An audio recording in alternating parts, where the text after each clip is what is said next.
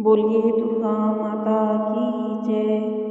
चैत्र मास शुक्ल पक्ष के त्योहारों में नवरात्रि पूजन और कथा का विशेष महत्व है। त्योहारों में चैत्र शुक्ल प्रतिपदा से लेकर रामनवमी तक यह व्रत चलता है। इन दिनों भगवती दुर्गा तथा कन्या पूजन का बड़ा महत्व है।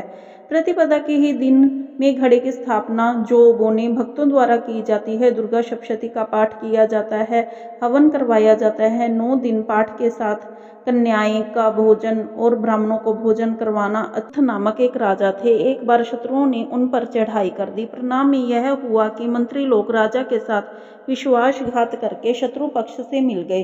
इस प्रकार राजा की पराजय हुई।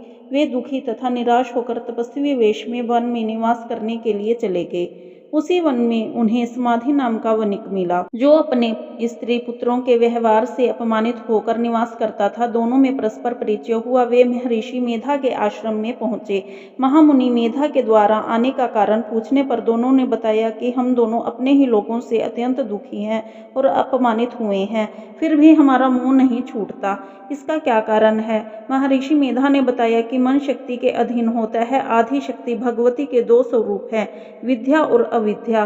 प्रथम ज्ञान स्वरूप है और दूसरा अज्ञान स्वरूप। अविद्या के अधिकरण के स्वरूप ही उपासना करते हैं। उन्हें वे विद्या स्वरूप प्राप्त होकर मोक्ष प्रदान करती हैं।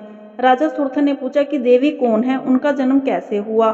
महामुनि बोले, हे राजन, आप जिस देवी के विषय में पूछ रहे हैं वह नित्य स्वरूपा और विश्व व्यापिनी है। इसके कई रूप हैं। कल्पांत के समय महाप्रलय होती है। उसी समय जब भगवान विष्णु क्षीर सागर में अनंत शैया पर शयन कर रहे थे, तभी उनके दोनों कर्ण कुहरों से 2 दैत्य मधु और केटव उत्पन्न हुए। धरती पर चरण रखते ही वे दोनों विष्णु की नाभि कमल से उत्पन्न होने वाले ब्रह्मा जी को मारने दौड़े। उनके इस भयानक रूप को देखकर ब्रह्मा ने अनुमान लगाया कि विष्णु के सिवा मेरी और कोई शरण नहीं है, किंतु भगवान विष्णु इस अवसर पर सो रहे थे। तभी भगवान विष्णु को जगाने के लिए उन्होंने योग निद्रा का सत्वन किया और योग निद्रा ने भगवान विष्णु के नेत्र, नासिका और मुख से हृदय से होती हुई उनके सामने आ खड़ी हुई। योग निद्रा के निकलते ही भगवान विष्णु द्वारा जाग गए और भगवान विष्णु ने उन राक्षसों से 5 वर्ष तक युद्ध किया और अंत में भगवान विष्णु द्वारा मारे गए।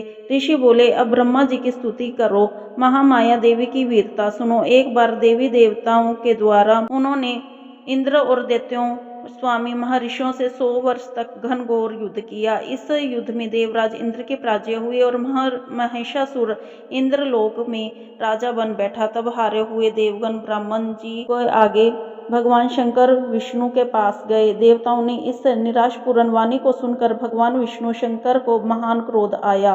भगवान विष्णु के मुख तथा ब्रह्मा, शिव, इंद्र आदि के शरीर से एक पूंजीभूत तेज निकला, जिसे 10 दिशाएं जलने लगी। अंत में यह तेज देवी के रूप में परिणत हो गया। देवी ने सभी देवताओं को आयुध, शक्ति और आभूषण प्रदान किए और उच्च स्वर में अट्टहास गगनभेदी गर्जना की, जिससे पृथ्वी, पर्वत सभी डोलने लगे। संसार में हलचल मच गई। महिषासुर का दैत्य सेना का व्यूह बनाकर सिंहनाद से की ओर दौड़ा और देखा कि देवी की प्रभा से तीनों लोक अंकित हैं। महिषासुर अपने समस्त बल और छंद छेदम से लगाकर हार गया, परंतु देवी के सामने उनकी एक न चली। अंत में वह देवी के हाथों मारा गया। आगे चलकर यही देवी शुंभ और निशुंभ असुरों का वध करने के लिए गौरी देवी के रूप में उत्पन्न हुई।